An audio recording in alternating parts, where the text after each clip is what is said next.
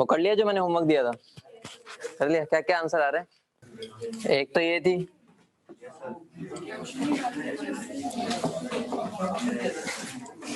To A giving B थी ना, या ए गिविंग बी थी? ये थी। केसी क्या है इसके लिए? एक बोल दो जिसको उम्मीद है पूरा सही होगा। 4 या है इंटू वी, सबका ही आया यार, किस किसने किया ही नहीं? और केपी इंटू पी, सबका यही है। और दूसरे वाला ए प्लस बी गिविंग सी था, ये ए से स्टार्ट हो रहा था, ये बी से। क्या केसी क्या है? एक्स, बस x b v divide by, सबका यही आया। कोई ये तो बोल दो नहीं आया ये, ठीक है? नहीं आया केपी,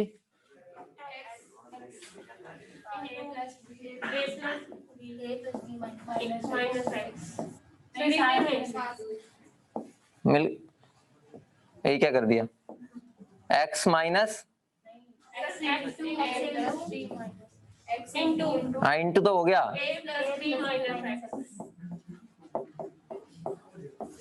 डिवाइड बाय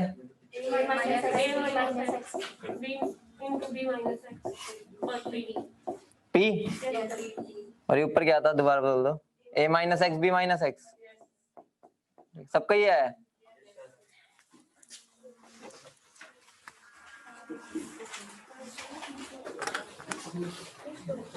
बेटा इसमें रिपीट क्या करूं? ये क्या है? पूछड़ निकली बढ़िया। जिसका नहीं आया मैं एक बार सॉल्यूशन में, जिसका हो गया ना वो एक बार फटाफट डाल देना ग्रुप पे, ठीक है? यही वाले की, ठीक है? अब इसको करेंगे तो क्या टाइम लगाना है, तो सेम ही प्रोसेस। हेडिंग डालो अब अगली।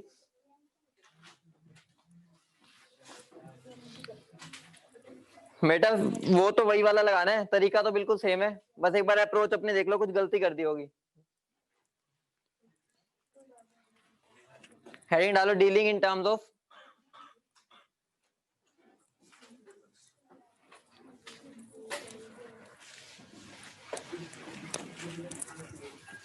Dealing in terms of pressure.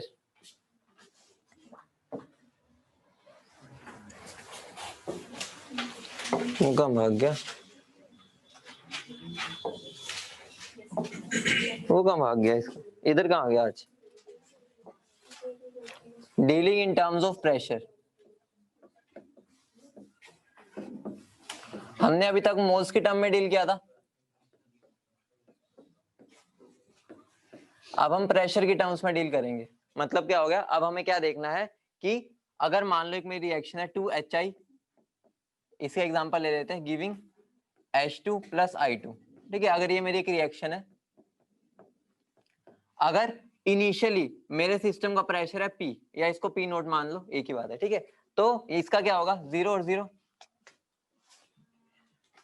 तो इसका क्या होगा? 0 और 0। अगर मैं T0 पे बात करता हूं, क्योंकि गैसेस है, गैसेस का तो हम प्रेशर की टर्म्स में बात कर सकते हैं, तो अगर मैं T is equal to T equilibrium पर बात करूंगा तो इसका क्या हो जाएगा? P नोट माइनस 2P, ठीक है? चलना वैसे ही है, क्योंकि हमें अच्छे से पता है P और N डायरेक्टली प्रोपोर्शनल है एक दूसरे के, तो हम जैसे N को ट्रीट करते हैं वैसे P को भी ट्रीट कर सकते हैं। मतलब ये नहीं हुआ कि हमने N की जगह P लिखे, मतलब ये हुआ जैसे N चेंज हो रहा है वैसे ही P चेंज हो रहा है, ठीक है? डायरेक्टली प्रोपोर्शनल है, इक्वल नहीं है। तो इसका मतलब क्या होगा? स्टार्टिंग में मेरा प्रेशर P नोट था सिस्टम का, ठीक है, T0 पर, मतलब वो सारा का सारा किसका था? HI का। जैसे जैसे रिएक्शन बढ़ेगी उसमें से कुछ 2P माइनस होगा, क्योंकि यहाँ पर स्टोइकियोमेट्रिक है 2, तो यहाँ पर क्या आएगा? P, और यहाँ पर क्या आ जाएगा? ठीक है? तो इसको रिएक्शन को अगर हमें प्रेशर की टर्म्स में चलाना है तो हम ऐसे चलाएंगे। अगर वो मेरे से पूछ ले P इक्विलिब्रियम पर प्रेशर कितना है, या टाइम इक्विलिब्रियम पर मेरा जो प्रेशर है वो कितना है, P इक्विलिब्रियम कितना हो जाएगा? इन सबको ऐड कर दो, क्या बन गया? P नोट, ठीक है? इन सबको ऐड किया तो इनडायरेक्टली वो P नोट ही आ गया। वही बात होगी, डेल्टा Ng 0 था, तो जो मेरे इनिशियल प्रेशर था वो फाइनल भी वही रह जाएगा टोटल में, ठीक है? कंसेप्ट समझना था, बाकी तो क्वेश्चंस की प्रैक्टिस ही है, सारे टाइप करवा देता हूँ। लिख लिया। पी नोट कैसे आया, इसको ऐड कर दिया, इसको ऐड कर दिया, ठीक है, और यहां से मेरा ये पी नोट बन गया।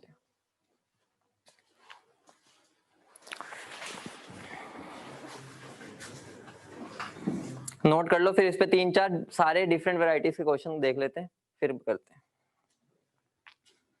कर लिया नोट सबने? ये उधर क्यों भाग गया जी? तो क्वेश्चन लिखो 2AB3। क्वेश्चन सिंपल होते हैं, बस अप्रोच को समझना कैसे करना है, वही रिएक्शन ही चलानी है, ठीक। Giving AB2 plus half B2। ध्यान रखना रिएक्शन बैलेंस्ड होनी चाहिए, अगर वो नहीं भी दे रहा तो तुम्हें बैलेंस कर देना है उसको। इफ इनिशियल प्रेशर, ठीक है, पूरी स्टेटमेंट लिख देता हूं ताकि पढ़ना भी है। If initial pressure of AB3 is 800 torr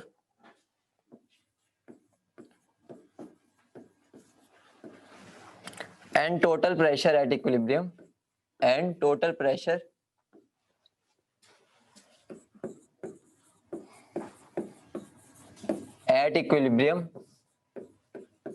is 900 torr. Calculate Kp for the reaction. Calculate Kp for the reaction. Simple है, देखो मेरे जो प्रेशर वाले होते हैं, सुन लो एक बार, जो प्रेशर वाले क्वेश्चन होते हैं ना वो दो तरीके के बनते हैं। एक तो होता है जब एक ही गैस इन्वॉल्व हो, ठीक है, मतलब एक की रिएक्शन हो रही है, और एक होता है मिक्सचर हो, ठीक है। एक होता है हमने मिक्सचर ले लिया गैस का, तो ध्यान रखना गैस एक गैस हो, जैसे हमने ये वाला लिया है, बहुत सिंपल है, क्या करना है, इनिशियल प्रेशर गिवन है, बिल्कुल रिएक्शन को चलाओ, इक्विलिब्रियम भी प्रेशर गिवन है, दोनों को ऐड करो, वहां से पी की वैल्यू निकालो जितना डिसोसिएट हुआ है, और वहां से वैल्यू आ जाएगी। केपी निकालना। वैसे इस क्वेश्चन में मैं जनरल बता रहा हूँ कि वो कैसे और क्वेश्चन पूछ सकता है।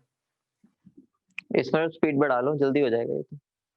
100 क्या होगा? पी की वैल्यू बता दो क्या है ये? 100 देखते हैं चलो।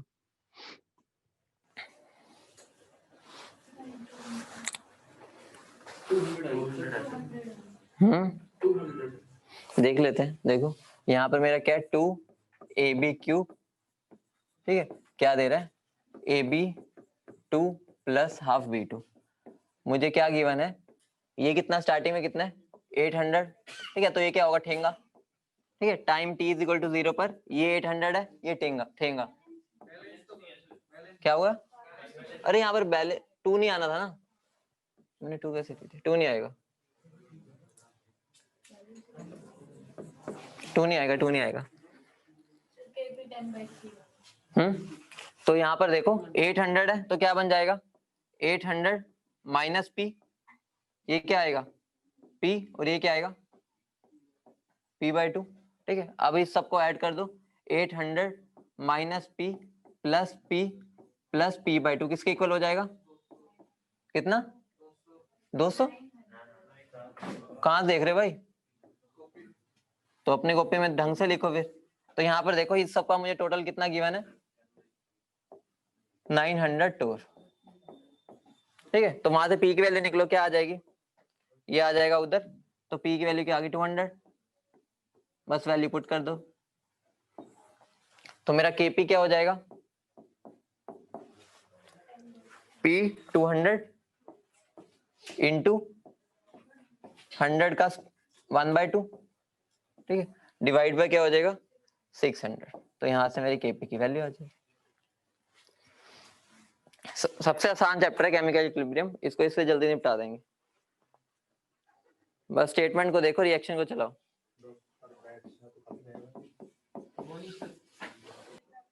क्वेश्चन लिखो अगला, 4HNO3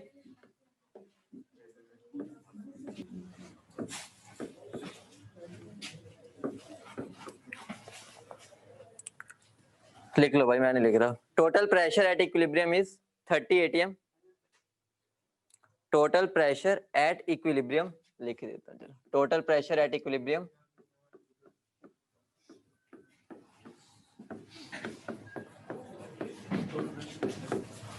is 30 atm and partial pressure of HNO3 and partial pressure PP of HNO3 at equilibrium is 2 atm.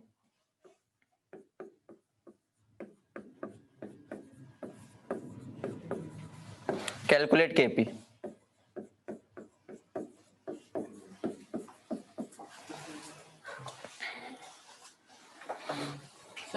क्या अगर जैसे प्रेशर वाला यूनिट चेंज करते हैं तो केपी चेंज होगा?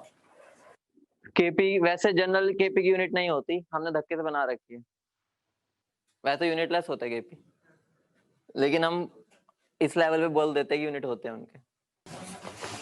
निकालना बेटा केपी है तो 4HNO3 है, साथ में 4NO2 है, फिर 2H2 है, फिर O2 है। अगर मैं इनिशियल लेता हूं इसका P तो ये क्या हो गया, अंडा अंडा अंडा। ये अगर मैं P में से क्या माइनस करता हूँ 4P, इसको मैं P नोट बोल देता हूँ, ठीक है। तो ये मेरा क्या बनेगा 4P, ये मेरा 2P और ये मेरा P। इसकी वैल्यू मुझे क्या गिवन है, इसकी वैल्यू क्या गिवन है 2 atm।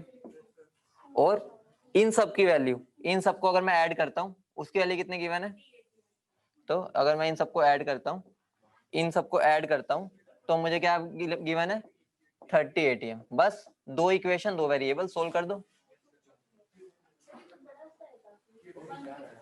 क्या हो गया, क्या काफी बड़ा सा है,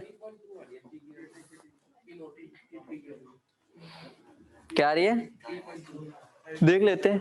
ये क्या मेरा P naught minus 4P is equal to 2, और ये क्या बनेगा, इससे ये कट जाएगा P नोट प्लस 3P, ये किसके इक्वल हो जाएगा 30 के, यही होगा ना, ठीक है। अगर मैं दोनों को माइनस कर देता हूँ तो ये कट जाएंगे, ठीक है। ये कितना बन जाएगा 7P और ये कितना हो जाएगा 28, तो P क्या आ गया 4 आ गया। मुझे भी आती है मैथ्स, ठीक है, मैं भी सोल्व कर सकता हूँ। तो P की वैल्यू आ गई, P नोट की वैल्यू निकाल लो, बस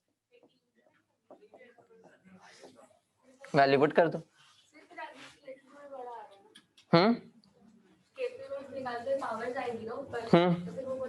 हमें क्या लेना देना, क्वेश्चन करना है हमें, तो हमें कौन सा एक्सपेरिमेंट करना है कि बड़ा आ रहा है छोटा आ रहा है, कि क्या आ रहा है आंसर वैसे, हाँ बहुत बड़ा सा आएगा, 2 2 2 2 2 2 2 बनेगा ऐसा कुछ, ठीक है। 2 की पावर क्या बन रही है 4 तो नहीं, वो बड़ा होता है 2 की पावर 4,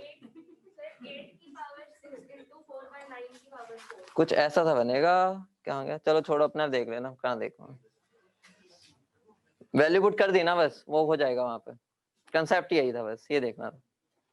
अगले बढ़ते हैं, अब थोड़े से इंटरेस्टिंग क्वेश्चन आएंगे, तो सिंपल थे दो इस पर बेस्ड, अब इंटरेस्टिंग क्वेश्चन है, ध्यान से करना उनको।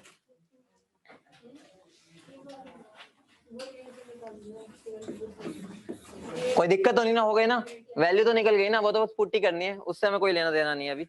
1 मोल N2 लिख लो, मैं नहीं बोल लिख रहा, 1 मोल N2 and 3 mole H2, 1 mole N2 and 3 mole H2 are filled in a closed container, are filled in a closed container at a pressure of 4 atm, at a pressure of 4 atm.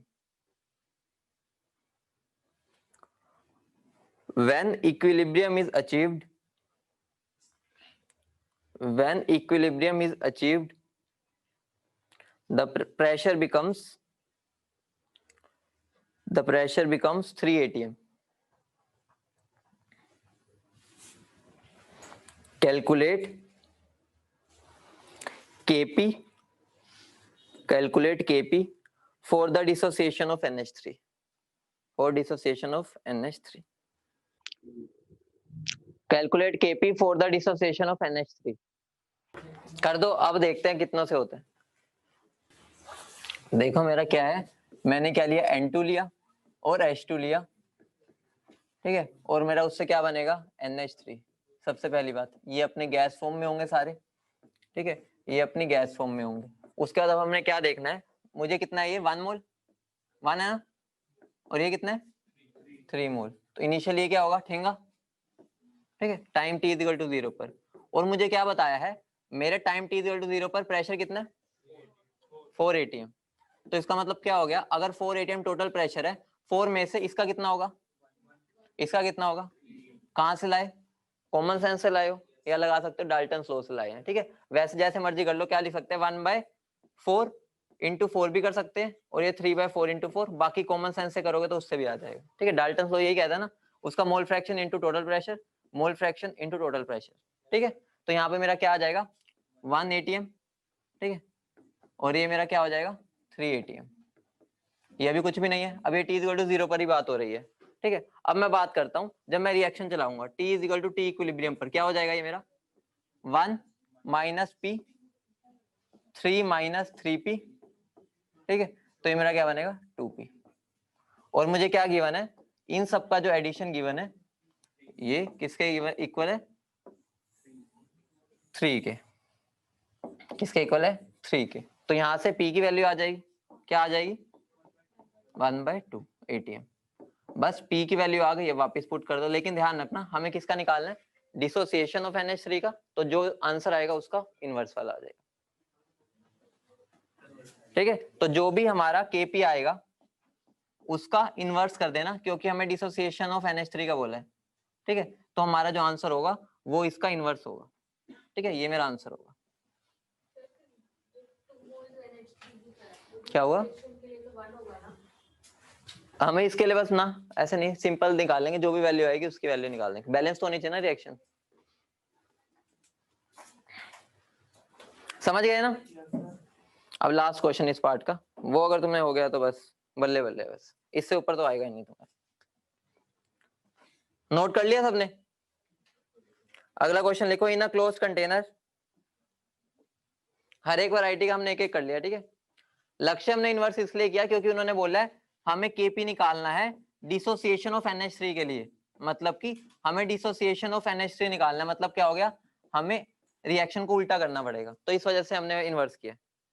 लिखो, in a closed container N2 and H2, in a closed container N2 and H2 are present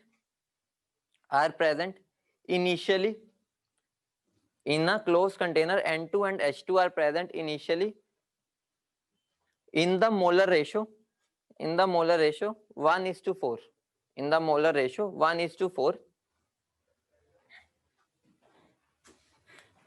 if initial pressure was 180 atm, if initial pressure was 180 atm, 180 full stop, at equilibrium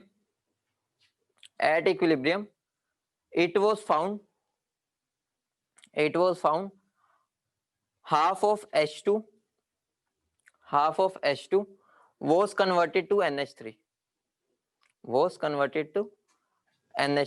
calculate कहाँ क्या, it was found half of H2 was converted to NH3, calculate partial pressure of NH3 and Kp, partial pressure of NH3 and Kp 180 atm है initial pressure. तीन चार pages है, मैं one by one इसके अंदर अपने नाम के आगे W के नीचे टिक कर देना, जिसका नाम ना हो लास्ट में यहाँ पे अपना नेम और अपना कॉन्टैक्ट नंबर डालना, फिर मुझे ग्रुप में ऐड करना हो तो, ठीक है। जिसका नाम ना हो और उसमें अपना लास्ट में इसमें नाम और अपना कॉन्टैक्ट नंबर लिख देना और W के सामने टिक कर देना, ठीक है।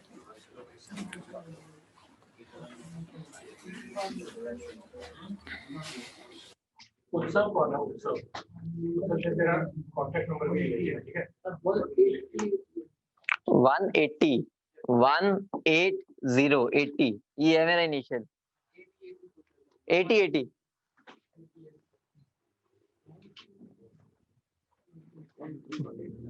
ये कर दो फटाफट, फिर आगे बढ़ते हैं। हमने सारे वैरायटी के क्वेश्चंस कवर कर लिए इसमें कि हर एक कैसे कैसे क्वेश्चन बनते हैं, उसके अलावा कोई नहीं मिलेगा तुम्हें। बच्चों के आंसर आगे, तुम्हारा नहीं हुआ क्या?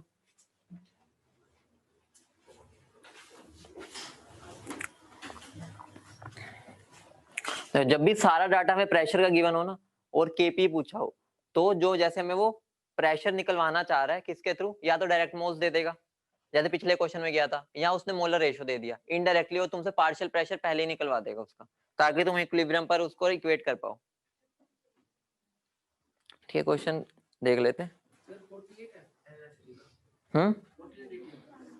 इक्विलिब्रियम पे नहीं, नो NH3 का हाँ 48 आएगा। ठीक है, देखो मेरा क्वेश्चन क्या है, N2 है, ठीक है, और 3H2 giving twice of NH3। ठीक है, ये और डाटा क्या गिवन है, ये दोनों 1:4 में है, तो अगर ये x है तो ये 4x होगा। ठीक है, अगर मैं time t is equal to 0 पर बात कर रहा हूँ, अगर ये x है तो ये 4x होगा। ठीक है, और टोटल प्रेशर कितना गिवन है इस पे 180, तो 180 को अगर हमें इसमें डिवाइड करना तो क्या हो जाएगा x बाय 5x इंटू 180, क्या बन जाएगा ये 36। तो दूसरा कितना हो जाएगा,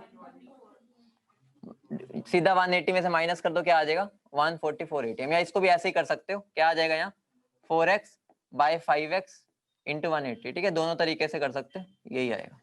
ये मेरा क्या होगा, कुछ भी नहीं, अब बस रिएक्शन चलानी है। ये अगर निकाल लिया तो क्या होगा 36 माइनस p, यहाँ पर क्या हो जाएगा 144 माइनस 3p, और यहाँ कितना बनेगा 2p। उन्होंने बोला है मेरा आधा H2 खत्म हो चुका है ना, तो आधा खत्म हो चुका है, तो 144 था, तो ये कितना बचा होगा 72। ठीक है, आधा खत्म हो गया तो आधा ही बचा होगा, तो यहाँ से p की वैल्यू निकाल लो, क्या आ जाएगी 3p इज इक्वल टू 72, यही आएगा ना। ठीक है, तो p कितना आ जाएगा 24, तो अगर p 24 आ गया तो 2p कितना बन जाएगा 48, ये हमारा पहला आंसर आ गया।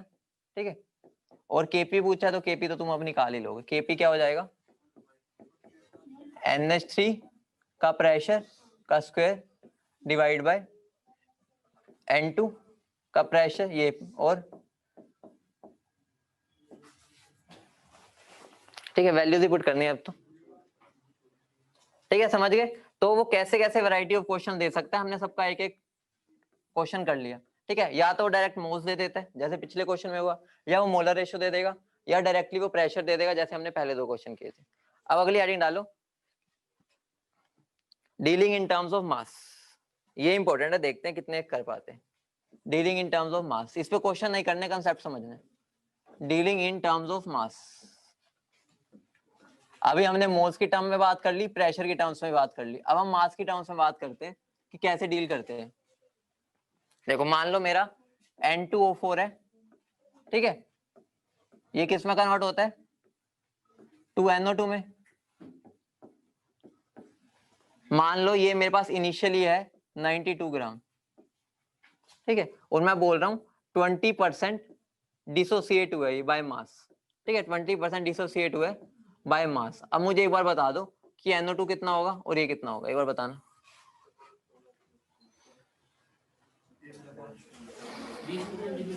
हाँ, तो 92 माइनस 20% ऑफ 92, तो कितना बनेगा 92 माइनस 18.4, कितना बचा ये, जो भी बचा ये मेरा आ गया। ठीक है, ये बना, ये कितना बनेगा ट्वाइस ऑफ 18.4, क्या बनेगा। आंसर है कि यहाँ पर हमें इस चीज को नहीं देखना, जितना मेरा टूटा है उतना ही बनेगा। ऑब्वियस सी बात है, मास हमेशा कंजर्व रहता है, तो ध्यान रखना 18.4 अगर टूटा है तो 18.4 ही बनेगा। ये मत यहाँ पर मोल वाला कंसेप्ट ना लगा देना कि जितने मोल्स टूटे वहां पर डबल बनेंगे। मास कहीं से बाहर से नहीं आएगा, भगवान नहीं देने आएंगे। ठीक है, हमें खुद जितना है हमारे पास उतना ही रहता है हमेशा। तो अगर इसमें से 18.4 टूट रहा है तो ये मेरा 18.4 ही बनेगा। ठीक है, या इसको मोल्स में कन्वर्ट कर लो, फिर मोल की तरह चला सकते हो। लेकिन अगर मास के टर्म्स में चला रहे हो, जान के वो तुम्हें पक्का कंफ्यूज करेगा, तुम ऐसे लगेगा कि 20% इतना टूटा है तो यहाँ ट्वाइस है, तो यहाँ ट्वाइस बन जाएगा उसका, तो वहां गलती हो जाएगी। ठीक है, अगला क्वेश्चन देखो, नोट कर लिया ना, ये तो बस समझाने की बात है, इस पे क्वेश्चन नहीं, इस पे बस कंसेप्ट समझने हैं, 1-2 चीजें। यहाँ पर तो अगर मैं बोल देता हूँ मेरा CaCO3 है, ठीक है, ये सॉलिड है, ये मेरा क्या बनाता है CaO solid plus CO2 gas, ये बनाता है। ये मान लो मेरा इनिशियल 100 है, 100 ग्राम। ठीक है, तो 100 ग्राम में से अगर ये 20 ग्राम जाता है, ठीक है, तो कितना बनेगा ये ये और ये 10-10 या 20-20 या 20-20, तुम्हारे पास दो ऑप्शन है, बता दो क्या बनेगा। तो ये तो नहीं बनेगा, क्या बनेगा 10-10, और ये भी नहीं बनेगा। क्यों? ये डिपेंड कर रहा है, तुम्हें मोल नहीं देखने, तुम्हें क्या देखना है, मास देखना है। देखो ये 100 ग्राम से कितना बनता है, 56 होता है ना, ये 56 ग्राम बनता है, तो 20 से कितना बनेगा, यूनिटरी लगना है। 100 से अगर बनता है 56, तो 20 से कितना बनेगा, 56/100 इंटू 20, और वो कितना बनेगा, 100 से बनता है 44, ठीक है, तो 20 से कितना बनेगा, 44/100 इंटू 20। यही बात समझानी थी, क्वेश्चन नहीं करवा रहा इस पर, क्योंकि इस पर क्वेश्चन नहीं आते, लेकिन कंसेप्ट, बेसिक कंसेप्ट क्लियर होने चाहिए। हम मोल में इतना बिजी हो जाते हैं, हम मोल ही चलाने लग जाते हैं। पिछले में देखा कि मास कंजर्व करना है, तो 20 निकाला, तो यहाँ हमने 10-10 में डिवाइड कर देते हैं, ठीक है। तो यहाँ पर ये बात समझना कि हमें थोड़ा बेसिक समझना है कि हमें मास को कंजर्व रखना है, समझ गए, ठीक है। अब अगली हेडिंग डालो। अभी तक हमने सारी होमोजेनियस रिएक्शंस की है, अब हेटेरोजेनियस रिएक्शंस, ठीक है। हेटेरोजेनियस रिएक्शन को कैसे डील करना है,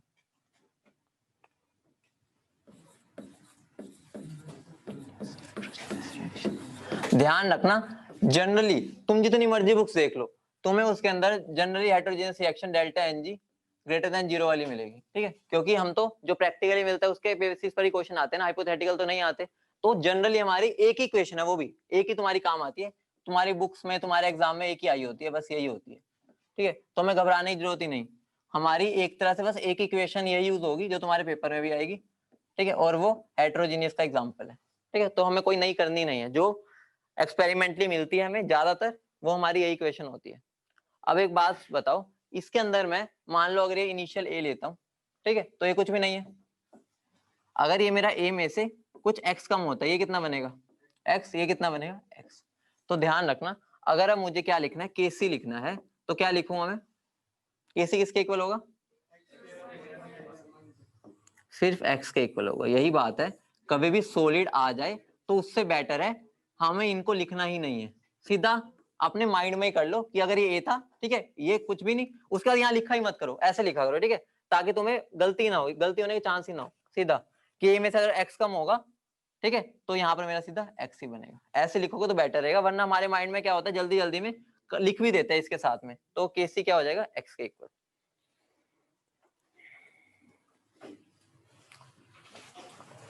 लेकिन इसमें एक इंपॉर्टेंट चीज है, ये तो हमारे नॉर्मल चीज है, अगर मैं परसेंटेज डिसोसिएशन बोलता हूँ, तो मतलब ये नहीं है कि भाई अगर हम परसेंटेज डिसोसिएशन बोल रहे हैं तो भी हम इसको उड़ा देंगे। तो परसेंटेज डिसोसिएशन क्या होगा, एक्स टूटा, ठीक है, divide by total A into 100। अगर वो परसेंटेज डिसोसिएशन पूछता, मतलब क्या होगा, कितना टूटा ये एक्स, टोटल इनिशियल कितना था ए, मतलब यही वाली बात हो गई। जो हमने लिखा नहीं है ना यहाँ पर, उठाना वहीं से है कि ए में से मेरा टूटा कितना एक्स, तो क्या होता है, जितना टूटा डिवाइड बाय टोटल इनटू 100, तो वहां से हम परसेंटेज डिसोसिएशन निकालते हैं, ठीक है। यहाँ पर मत सोचने लग जाना वो तो सॉलिड है, हम लेंगे ही नहीं। परसेंटेज डिसोसिएशन जिसमें से टूटा उसको तो लेंगे ही ना, प्रेशर और कंसंट्रेशन में नहीं लेते बस।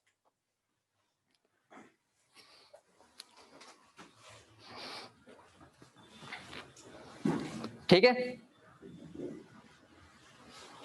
लिख लिया। अगर मैं इसी में प्रेशर की बात ले आऊं, ठीक है, in terms of pressure, in terms of pressure, in terms of pressure अगर मैं ले आता हूं, तो मेरा क्या बन जाएगा, वही बात आ जाएगी, CaCO3 solid giving CaO solid plus CO2। तो हम सीधा क्या लिखेंगे, ठीक है, इसका तो कुछ प्रेशर होता ही नहीं, इसका भी नहीं होता, स्टार्टिंग में कुछ भी नहीं है, ठीक है।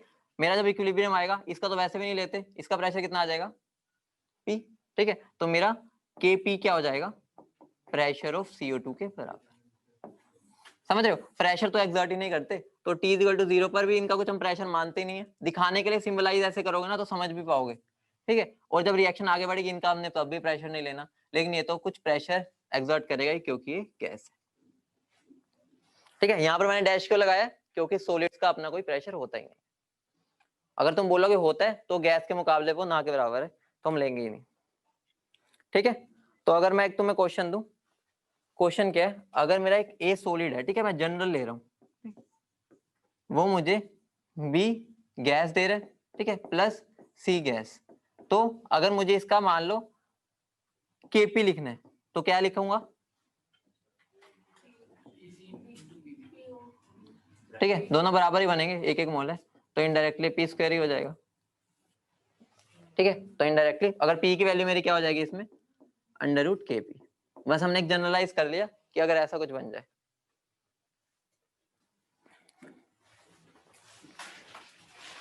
ठीक है, अब जो इंपॉर्टेंट चीज आने वाली है, जो सबसे इंपॉर्टेंट है इस चैप्टर में, वो है डिग्री ऑफ डिसोसिएशन। आता है सबको डिग्री ऑफ डिसोसिएशन अच्छे से? पक्का? हाँ रुक गया, क्या हो गया? नोटबुक है उस पे?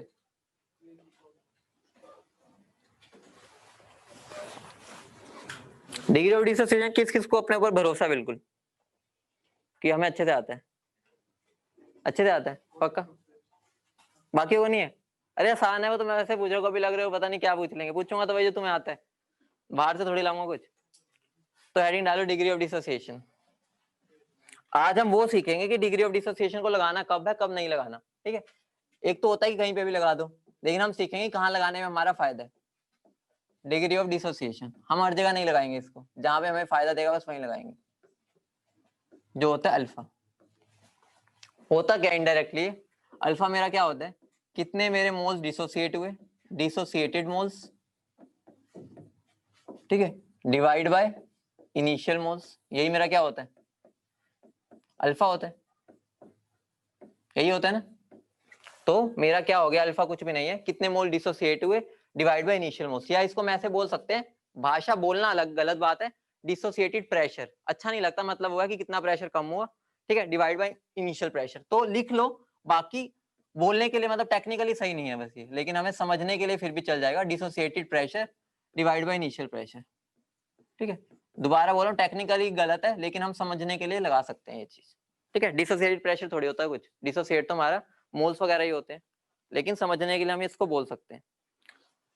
तो अगर मैं एक लेता हूँ रिएक्शन ए गिविंग बी प्लस सी, ठीक है, अगर ये मेरी इनिशियल थी ए, ये कुछ भी नहीं थी, ठीक है, ठेंगा थी, time t is equal to 0 पर, अगर मैं time equal t is equal to equilibrium पे बात करूंगा, अभी मैं नॉर्मली बात कर रहा हूँ, क्या आएगा ए माइनस एक्स, ठीक है, ये क्या आएगा एक्स, ये मेरा एक्स, ये तो मेरा होगा जो अभी तक हमने सीखा है।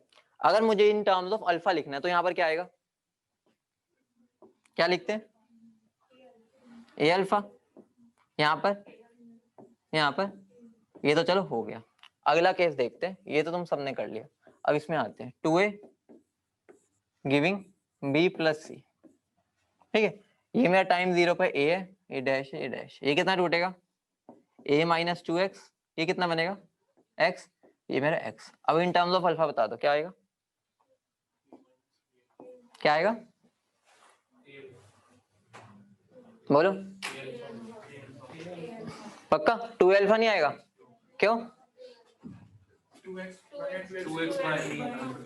तो जब भी हमें ये निकालना होता है, क्योंकि हमें आदत होती है ना, बाकियों ने सही सोचा है फिर भी, लेकिन कई इसको जल्दी से लिख देते हैं 2a अल्फा बोल देते हैं, क्योंकि यहाँ 2x है तो वहाँ 2 लिख देते हैं। तो रट्टा कभी मत मारना कि मेरा अल्फा क्या होता है, कईयों ने रट्टा मार रखा होता है x बाय a, ऐसा कभी भी रट्टा मत मारना, ठीक है, ये गलत पड़ जाता है कहीं कहीं जगह पर। हमेशा यहाँ से निकाला करो, जैसे यहाँ पर अगर मैं निकालना चाहूँ अल्फा, इस रिएक्शन में मेरा ये क्या बनेगा अल्फा, अरे ये, ठीक है, तो मेरा अल्फा क्या बनेगा, कितना डिसोसिएट हुआ x डिवाइड बाय इनिशियल कितना था a, तो यहाँ से मेरा x की वैल्यू क्या आ गई a अल्फा, तो यहाँ पर अब हमने x की वैल्यू a अल्फा पुट कर दी। ठीक है, यहाँ पर आ जाओ, यहाँ पर मेरा अल्फा क्या है, डिसोसिएट कितना हुआ है 2x डिवाइड बाय क्या होगा a, तो यहाँ पर मेरी x की वैल्यू क्या आ गई a अल्फा बाय 2, या तुम 2x की वैल्यू बोल दो क्या आ जाएगी a अल्फा। तो ध्यान रखना कि जब भी हम डिग्री ऑफ डिसोसिएशन यूज करेंगे, हम हमेशा a में से a अल्फा ही माइनस करेंगे, चाहे जो मर्जी रिएक्शन। समझ लो, आगे मैं गोल्डन रूल्स लिखवाऊंगा, बस समझ लो कि हमेशा हमारा a अल्फा ही आएगा यहाँ पर, तो यहाँ पर ये नहीं लिखेंगे, यहाँ पर क्या आएगा a माइनस a अल्फा, ठीक है, और ये कितना आ जाएगा फिर a अल्फा बाय 2, और वो कितना हो जाएगा a अल्फा बाय 2। समझ गए? जिसको दिक्कत होती है सबसे पहले ये लिख लिया करो, ठीक है, जो प्रैक्टिस कर चुके हैं वो डायरेक्टली लिख सकते हैं, लेकिन बेस्ट ये रहता है कि ओवर कॉन्फिडेंस में हम गलती कर जाते हैं कि साइड में पहले लिख लिया करो अल्फा की वैल्यू क्या आएगी, जैसे हमने यहाँ पर भी लिख ली और यहाँ पर भी लिख ली, ठीक है। अब हम एक रिएक्शन लेते हैं ए गिविंग बी प्लस सी की, पहले इसको नोट कर लो फिर आगे बढ़ते हैं, जिसने नोट करना है कर लिया सबने, बड़े यहाँ से देखो, अब हम एक चीज यार, ये मैं इधर भागी जा रहा हूँ, अभी इधर आ गए। अब हम देखते हैं कि हम कैसे रिएक्शन लिखते हैं। मान लो एक मेरी रिएक्शन है ए गिविंग बी प्लस सी, ठीक है, गैस वाली लेके चल रहे हैं। अब हमें समझना है कि अल्फा को हम कहाँ यूज करेंगे, हर जगह यूज करेंगे या कहाँ पर यूज करेंगे, कहाँ हमारा फायदा है वो देखते हैं। तो सबसे पहले देखो, मेरी अगर मान लो इनिशियली ए था, ये कुछ भी नहीं रहा, ठेंगा ठेंगा, फिर ये मेरा क्या हुआ ए माइनस एक्स, ये कितना हुआ एक्स, और ये हुआ एक्स, ठीक है। अगर मैं इसके लिए के सी लिखना चाहूँ, के सी, तो क्या होगा, तो हम सीधा लगाएंगे के एन लिख दो पहले तो, ठीक है, x square upon a minus x into यहाँ पर क्या आ जाता है 1/v तो पार delta n g, delta n g क्या है, तो मेरा यही बन गया, ठीक है। यहाँ पर तुम्हारा बहुत बेनिफिट देगा ये ट्रिक। केपी लिखना हो तो केपी क्या हो जाएगा, पहले तो के एन लिख दो, ठीक है, और यहाँ पर क्या आ जाएगा पी टोटल, ठीक है, by n total. N total कितना है ए प्लस एक्स। तो यहाँ पर हमारे शॉर्टकट बहुत काम आता है, हम डायरेक्ट लिख पाते हैं, ठीक है। तो यहाँ पर मेरे पास केसी और केपी की वैल्यू आ गई। अब मैं इन टर्म्स ऑफ अल्फा करता हूँ, ठीक है, in terms of alpha.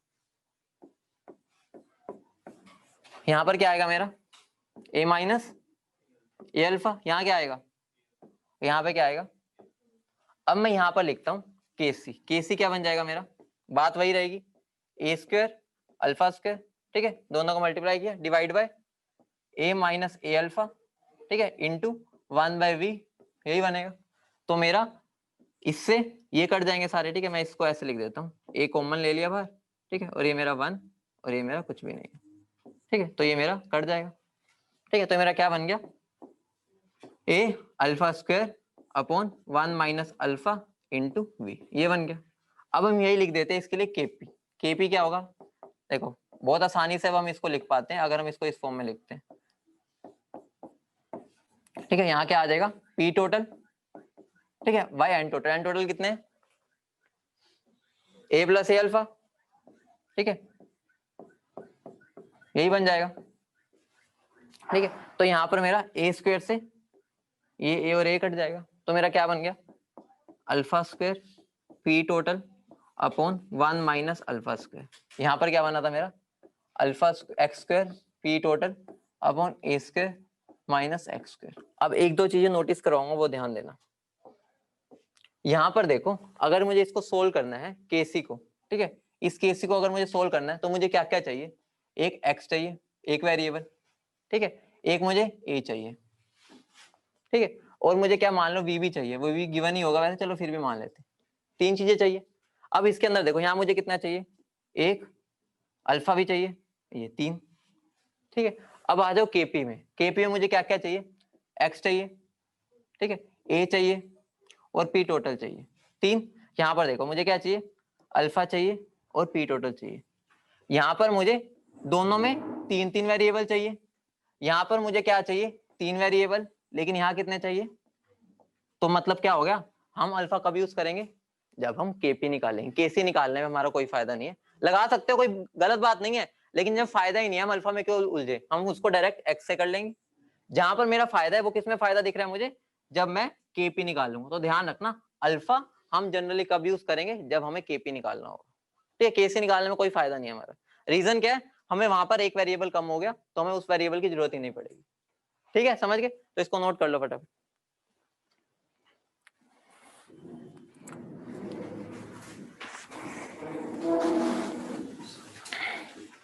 Reason हम समझ रहे हैं कि हम इसको कहां पर यूज करेंगे, ठीक है। यूज तो हर जगह करते होते हैं, लेकिन हमें समझना है हमारे लिए छोटा कहां पड़ेगा ये। जब ये लिख लो फिर एक और बात समझना, डन कर लिया। तो देखो अगर मैं एक रिएक्शन लेता हूं, ठीक है, मेरा PCl5 giving PCl3 plus Cl2, मतलब एक तरह से ऊपर वाली रिएक्शन ही हो गई, बस हमने बस ABC की जगह ये लिख दी, समझ रहे हो। अगर मान लो मैं इनिशियली 1 से स्टार्ट करता हूँ, ये क्या होगा ठेंगा ठेंगा, ठीक है। तो ये मेरा अगर मैं इसे 1 माइनस अल्फा करता हूँ तो क्या आएगा, ये अल्फा और ये अल्फा। अगर मैं इसके लिए केपी लिखना चाहूँ तो क्या आएगा, KN लिखो, KN क्या हो जाएगा alpha square upon 1 minus alpha into क्या हो जाएगा and P total, P total क्या मेरा by n total, n total कितना है 1 प्लस अल्फा। तो मेरा क्या बन गया alpha square p total upon 1 minus alpha square. अब तुम दो चीजें नोट करना, वो नोट क्या करना है तुम्हें, दूसरा कलर लेते हैं, कौन सा ले, ये ले लेते हैं। देखो मेरा जो ये वैल्यू आई है और मेरी जो ये वैल्यू आई है सेम है, देखना सेम आई है, ठीक है। तो मतलब क्या हो गया, हम केपी जब भी निकालेंगे अल्फा की हेल्प से हमें ए यूज ही नहीं करना, क्योंकि ये यहाँ पर आगे कट ही जाता, दिख रहा है ना, ये कट गया था, ये कट गया था, ये कट गया था, तो हम इनिशियली 1 से स्टार्ट कर सकते हैं।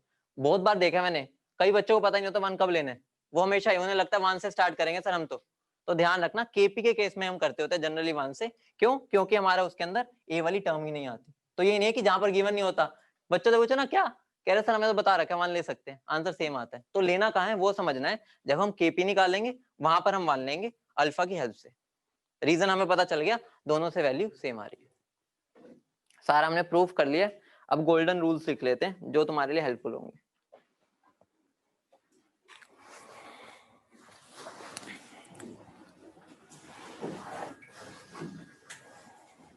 वो लिखवाऊंगा अभी, सारी बातें जो मैंने अभी तक डिस्कस किया ना सब लिखवाऊंगा। 5 गोल्डन रूल्स लिखेंगे, उसको गोल्डन पेन से लिखेंगे। कर लिया नोट सबने? चलो कौन सा गोल्डन का है इसमें, ये भी चलते हैं।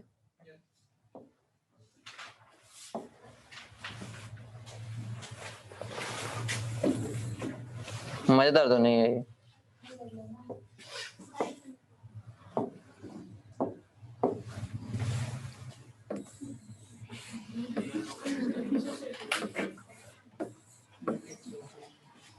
ये बढ़िया है,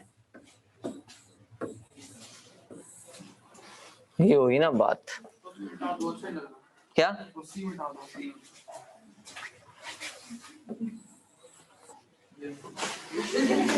ठीक है। तो लिखो alpha is defined according to the reaction, लिख लो alpha is defined according to the reaction. मतलब क्या हो गया, अब कौन सा लें, ग्रीन लेते हैं।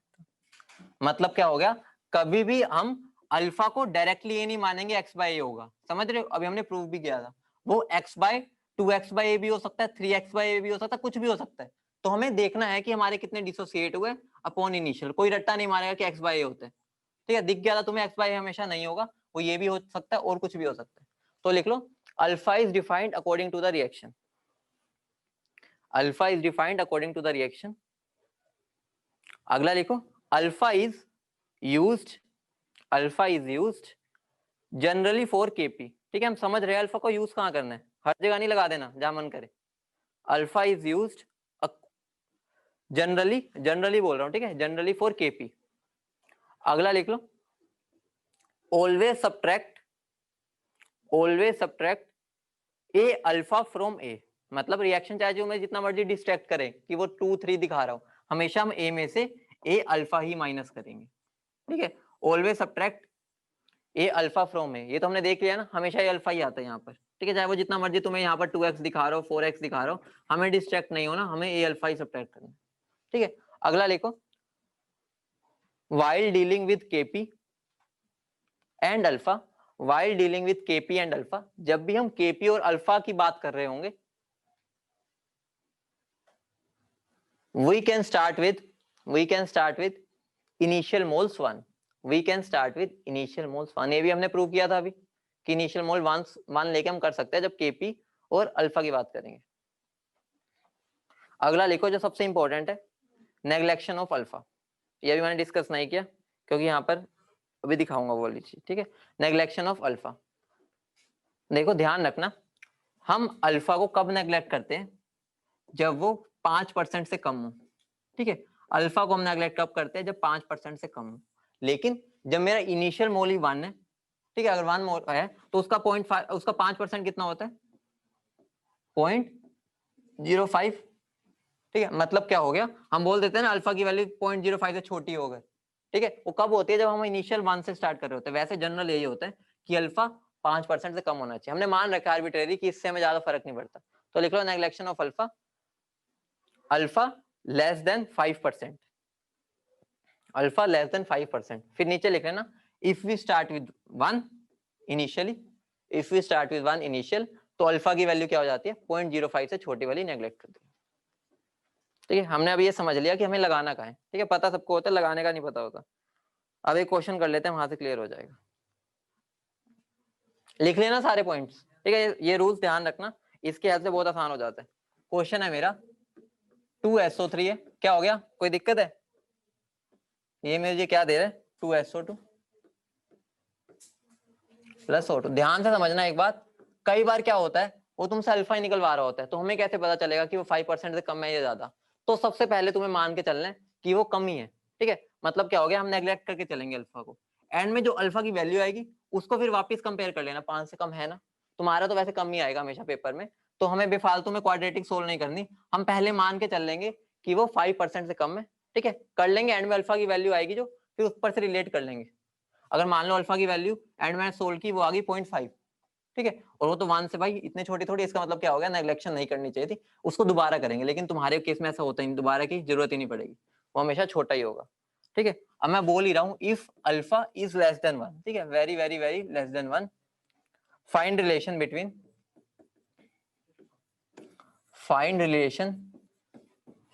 Between alpha and KP.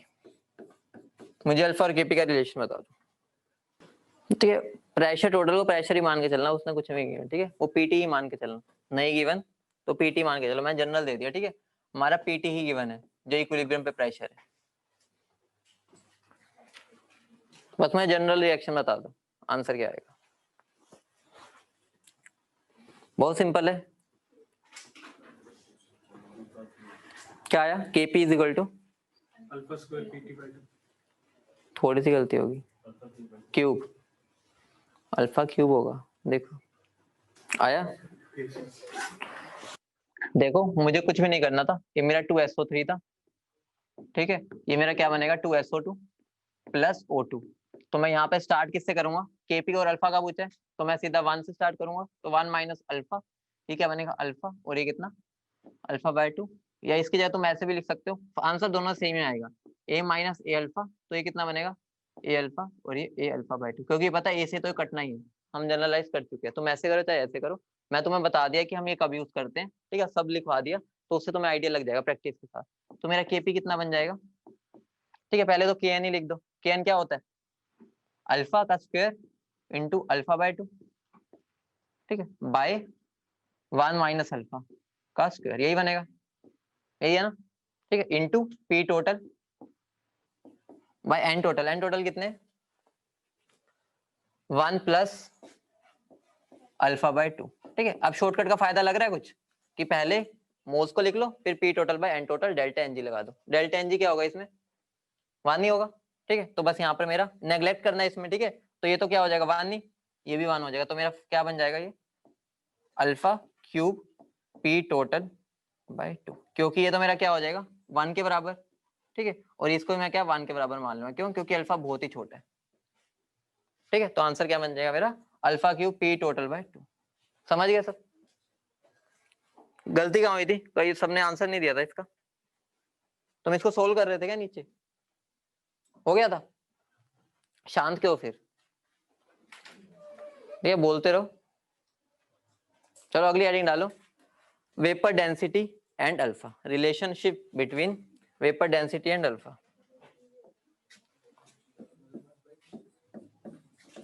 Relation between vapour density, क्या हो गया, पूछ लो क्या हो गया। देखो ये एक इंपॉर्टेंट रिलेशन है, इसमें हमें पता ही नहीं चलेगा कि रिलेशन कब लगना है, तो हम उसको एक बार देख लेंगे। मान लो मेरी एक रिएक्शन है, ठीक है, ए गिविंग एन बी। ठीक है, अल्फा तो हम कब यूज करते हैं, जनरली जब डिसोसिएशन हो रहा हो तभी तो हम यूज करते हैं। ठीक है, ए गिविंग एन बी, अगर ये इनिशियली ए है तो ये क्या होगा, ठेंगा। ठीक है, अगर ये मेरा ए में से कुछ टूटेगा, ठीक है, मान लो ए में से अल्फा टूट रहा है, ठीक है, ए अल्फा टूटेगा, तो ए माइनस ए अल्फा होगा अगर ये, तो ये कितना बनेगा एन ए अल्फा। समझ रहे हो। अब यहाँ पर अगर मैं टोटल वेट की बात करता हूँ, ठीक है, टोटल वेट, तो यहाँ इनिशियली ऊपर कितना होगा, ए इंटू मोलर मास ऑफ ए, यही होगा। ठीक है, और यहाँ पर टोटल मोल्स कितने होंगे, ए। अब यहाँ पर मेरा टोटल वेट कितना होगा, वेट तो कंजर्व रहता है, तो वो भी वही रहेगा। ठीक है, मोल्स कितने हो जाएंगे, बस ऐड कर दो, क्या बन जाएगा, a minus a alpha plus n a alpha. तो इसको सिंप्लीफाई कर देते हैं, a कॉमन ले लिया, क्या बन गया 1 minus alpha plus n alpha, यही बनेगा। इसको और सिंप्लीफाई कर दो, a 1 प्लस अल्फा भी कॉमन ले लो, क्या बन जाएगा n माइनस 1। ठीक है, अब बताओ इफेक्टिव मोलर मास का फॉर्मूला क्या होता है। इफेक्टिव मोलर मास क्या हो जाएगा, total weight divide by total moles. Total weight क्या हो गया, A into molar mass of, यहाँ पे अभी हमने देखे, ठीक है, क्योंकि अब तो मिक्सचर बन चुका है ना, तो मिक्सचर का तो हमें इफेक्टिव मोलर मास निकालना पड़ेगा, क्योंकि अभी ये तो पूरा एक मिक्सचर है। तो टोटल वेट तो अभी भी वही रहेगा, टोटल मोल्स कितने हो गए, A into 1 plus alpha n minus 1। ठीक है, क्लियर है इतना, A से कैंसल आउट हो जाएगा। अगर मुझे इसका इफेक्टिव मोलर मास है, ठीक है, तो मैं इसको क्या लिख सकता हूँ, effective molar mass is equal to क्या होता है 2 इंटू वेपर डेंसिटी। ये छोटा डी किसका हो गया, मिक्सचर की वेपर डेंसिटी। तो मैं इसको क्या लिख सकता हूँ 2 इंटू डी, और इसको क्या लिख सकता हूँ 2 इंटू कैपिटल डी। ये प्योर मास, प्योर वाले की है, ठीक है, वेपर डेंसिटी डी। तो मेरी ये डी क्या है, ये मेरी मिक्सचर की वेपर डेंसिटी है, ठीक है, मिक्सचर की वेपर डेंसिटी। और कैपिटल डी है जो प्योर ए की है, ठीक है, वेपर डेंसिटी। और कैपिटल डी किसकी है, प्योर वाले की, ठीक है, वो किसकी है, प्योर ए की। तो ये मेरा क्या बन जाएगा, divide by 1 plus alpha n minus 1। ठीक है, 2 से 2 कैंसिल हो जाएगा। अगर मैं इसको रीअरेंज करता हूँ, ठीक है, कर लेना करना चाहते हो, तो अल्फा की वैल्यू क्या आ जाएगी मेरी, d minus small D upon alpha, यहाँ पर आता था n, नहीं स्मॉल डी, ठीक है, सोल्व ही करना है उसको, बस इधर उधर करना है, d n माइनस 1। ये तुम्हारा अल्फा का रिलेशन आ जाएगा, हमने देख लिया कहां से आया, बाकी रट्टा नहीं मारना कि कहां से आया। ये तुम्हारा एक रिलेशन बन गया जो कि किसके बीच में रिलेशन बता रहा है, अल्फा के बीच में और वेपर डेंसिटी मिक्सचर और प्योर वाले की।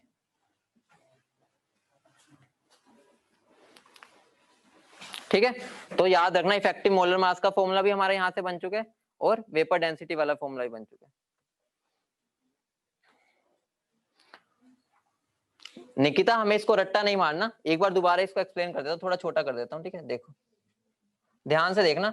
सबसे पहली बात है, हमें पता है, मान लो मेरी एक रिएक्शन है, दूसरे पेन से ले लेते हैं, ये देखो, ये मेरी एक रिएक्शन थी, ठीक है, डिसोसिएशन रिएक्शन थी, ऑब्वियस सी बात है, अल्फा तभी यूज करते हैं जब डिकम्पोजिशन होती है। तो मेरा इनिशियली ए था, ये कुछ भी नहीं था, ठेंगा था, टाइम t इक्वल टू 0 पर। जब मेरी रिएक्शन आगे बढ़ी, ए में से कुछ ए अल्फा कम होगा, ये कितना बनेगा एन ए अल्फा, क्यों, क्योंकि एन टाइम्स में टूटा है। ठीक है, तो अगर मेरा एन ए अल्फा, अब इनिशियली मेरा टोटल वेट कितना होगा, वेट का फॉर्मूला क्या होता है, देखो नंबर ऑफ मोल्स क्या होता है, given mass by molar mass. ठीक है, तो मेरा वेट कितना हो जाएगा n इंटू मोलर मास। तो नंबर ऑफ मोल्स कितने थे a, उसको मोलर मास से मल्टीप्लाई कर दो किसके, a के, क्योंकि अभी तो खाली a ही प्रेजेंट है। टोटल मोल्स कितने थे, a ही थे अभी, तो a ही थे। उसके बाद जब रिएक्शन आगे बढ़ी तो ए में से अल्फा ये हुआ, ये हुआ। अब यहाँ टोटल वेट तो अभी भी वही रहेगा, क्योंकि वेट तो कंजर्व रहता है। और टोटल मोल्स कितने हो जाएंगे, इन दोनों को ऐड कर दो, बस ऐड कर दिया, कॉमन वगैरह लिया, ये आ गया। रट्टा नहीं मारना, एंड में फॉर्मूला बस ये याद रखना है, प्रैक्टिस करोगे हो जाएगा। उसके बाद इफेक्टिव मोलर मास निकालना पड़ेगा, क्यों, क्योंकि अभी मिक्सचर बन चुका है, मिक्सचर का तो इफेक्टिव मोलर मास ही निकालना होता है। वो क्या होता है, total mass divide by total moles. ठीक है, सिंपल सी बात है, मेरा n क्या होता है, वेट बाय मोल्स। ठीक है, तो मेरा मोल्स मोलर मास क्या हो जाएगा, weight by number of moles, यही बनेगा। तो हमने यही किया। टोटल वेट मेरा कितना आया, ये रहा, पुट कर दिया। टोटल मोल्स कितने आए, ये रे, पुट कर दिए। इसको सोल्व करेंगे जब, ठीक है, ये बन जाएगा, कहाँ गया ये, ma की जगह मैं ट्वाइस ऑफ वेपर डेंसिटी लिख सकता हूँ, और इफेक्टिव मोलर मास की जगह भी ट्वाइस ऑफ वेपर डेंसिटी लिख सकता हूँ। 2 से 2 कैंसल, फिर मैं इसको जब रीअरेंज करूंगा, ठीक है, रीअरेंज ही तो करना है, रीअरेंज करके मेरा एक फॉर्मूला बन जाएगा, alpha is equal to d minus d upon small d n minus 1। लेकिन यहाँ पर n का फंडा होता है, n का ध्यान रखना, n लॉजिकली वाला नहीं है जो तुम मानते होते हो। अभी बताता हूँ क्या होता है, पहले नोट कर लिया सबने, नोट कर लो n क्या फंडा बताता हूँ। n यहाँ पर सीधा n नहीं है कि हमें कुछ भी माइनस करना है कुछ, ठीक है। यहाँ पर मेरा n क्या होता है, n लिख लेना, n क्या होता है, number of products form from 1 mole of reactant, from 1 mole of reactant, from 1 mole of reactant. मतलब क्या हो गया, मुझे 1 मोल रिएक्टेंट के रिस्पेक्ट में बताना है कि मेरे कितने प्रोडक्ट्स बने हैं। एक आधा एग्जांपल कराता हूँ, क्लियर हो जाएगा। लिख लिया इतना? हाँ बस हो गया, ये फॉर्मूला लिख लो बस, फिर उसके बाद खत्म। अभी करवाऊंगा, टेंशन ना लो, फॉर्मूला अभी तो बस लिख लो, फॉर्मूला डिराइव करवा दिया, रट्टा नहीं मारना फॉर्मूले को। ये वाला फॉर्मूला भी ध्यान रखना, ये वाला, ठीक है, ये भी तुम्हारे काम आ जाता है कई बार। बेसिकली तो नीचे वाला, लेकिन ये भी फॉर्मूला तुम्हें रट्टा तो मारने की जरूरत ही नहीं है। वेट बाय मोल्स ही है, वो तुम 1 सेकंड में निकाल सकते हो। Number of products formed from 1 mole of reactants. Example क्या है देखो, अगर मैं ले रहा हूं, ठीक है, मान लो मैं PCl5 ले रहा हूं, ये किस में डिकम्पोज होता है? PCl3 plus Cl2। तो 1 मोल से मेरे कितने प्रोडक्ट बन रहे हैं? 2। तो यहाँ पर n की वैल्यू क्या हो जाएगी? अब मैं ले लेता हूं 2NH3 giving N2 plus 3H2, यही होता है। यहाँ पर मेरे n की वैल्यू क्या हो जाएगी? ये मेरा 2 के लिए होता है, अगर 1 के लिए करना है तो दोनों सारी रिएक्शंस को 1 से 2 से डिवाइड कर दो, ठीक है। तो मेरा क्या बन जाएगा, ये 1/2 प्लस 3/2, कितना बन जाएगा?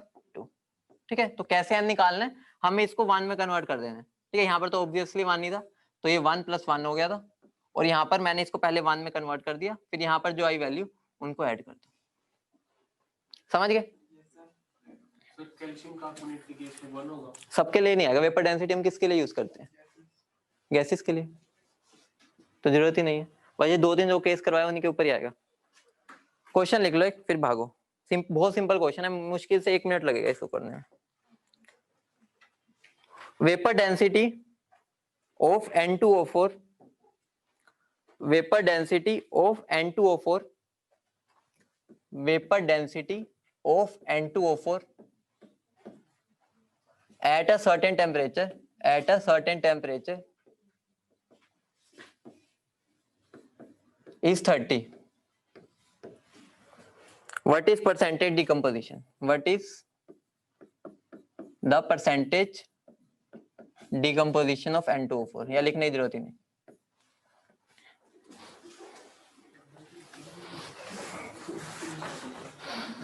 यहाँ पर वेपर डेंसिटी है और अल्फा है, परसेंटेज डिसोसिएशन, मतलब फॉर्मूला कौन सा लगना है? यही जो भी मैंने सीखा, क्या था?